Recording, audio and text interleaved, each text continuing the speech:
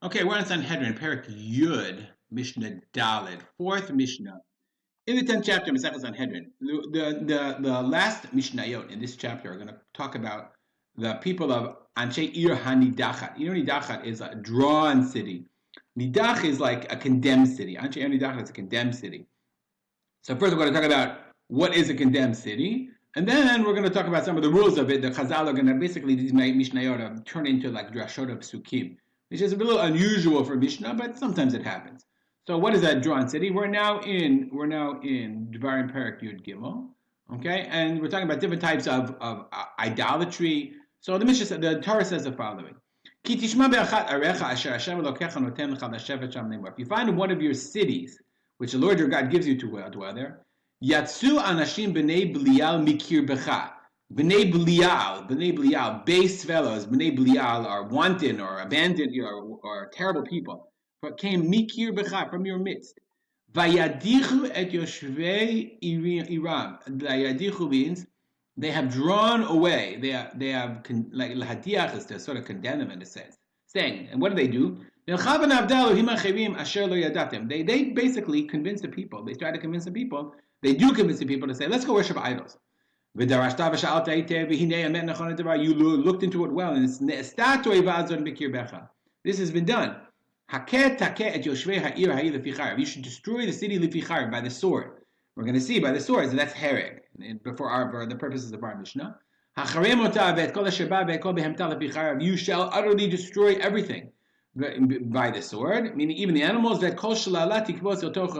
bring all the booty, all the property in the city. You bring to the broad place, to the rechova, or the street. You destroy the entire city. You should burn it all. Burn it totally. And it should be a heap forever. It should never be built again. Meaning, so if you have this city and you find out that it becomes that the people of the city are in Hanidachat, then it's a drawn city, that the people of the city are now worshiping idolatry. You have to kill all the people with hereg, by the sword, and you burn everything in the city. So our Mishnah is obviously going to discuss what happens when does the city become an Hanidachat or not. So first we learn Anshe Hanidachat enam chelek leolam haba. So the people who are the inhabitants of an Hanidachat, of a condemned city, they don't have a portion of the world to come. Mishnah it says, Yashishu anashim b'nei Belial mikir becha. The people are b'nei Belial. Now, how do we translate b'nei Belial? Okay, base fellows, b'nei Belial. But the idea of b'nei Belial, vayadichu et yoshvei Iram, and they drew away the people of their city. So it says, banim she'enam olim b'tchiyat hametim, b'nei Belial. They were called people who do not Belial.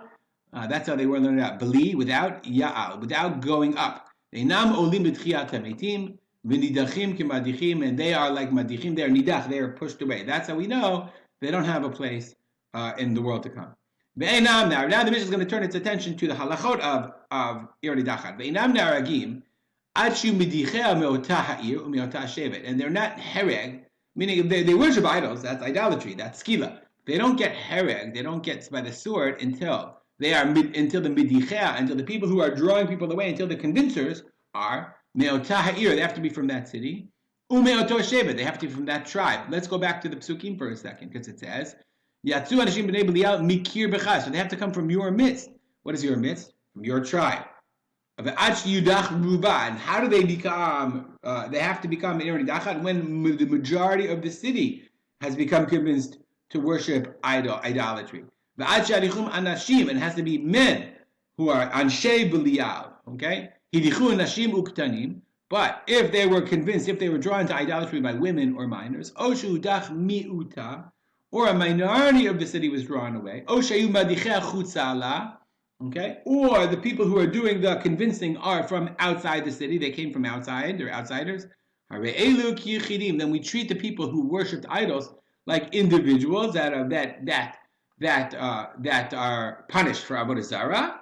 Look at the Bartunura. Shavdu avodah zarah. V'yidunu b'skila, and they get skila. They're stoned like regular avodah zarah. But umemonam palei. But you can save their money. Remember, because we're going to burn the Hanidachat is destroyed. You have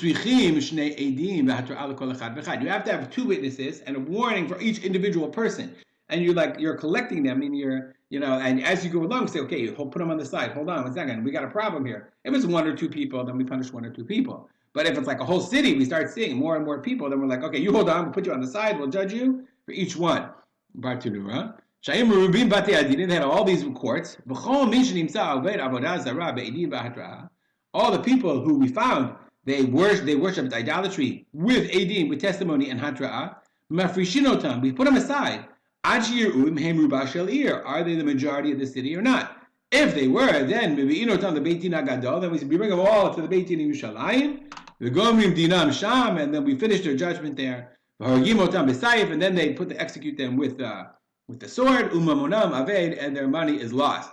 You can see from the technicalities of this deen, it's pretty much impossible for it to happen, which the Gemara basically says. This is the strictness of the yachid, of the individual. This is what's more strict of a yachid, or an individual, from the merubim, from the many. Meaning, if it's one person, shayachidim b'skila, if an individual commits avodah zarah, he gets skila, which is bad. That's worse. But because he gets the worst punishment, therefore his money survives because he's not Hanidachat. But if we convict the majority of the city, then we destroy the entire city b'sayif with a sword. But therefore their money is lost. I don't know why it says lefikach, therefore we're machmir because their money is lost because they are part of the Ir Hanidachat. Stop here. And dedicate our learning to memory of my father, Rav Simcha ben Yitzchak Kalman. Have a good day.